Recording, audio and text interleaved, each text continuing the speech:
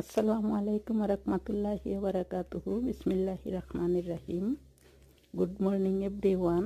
Hello গাইজগণ, আসুন ফজরের নামাজ দিয়ে আমরা সকালের কর্মময় জীবন শুরু করি এবং আল্লাহর শুকরিয়া আদায় করি।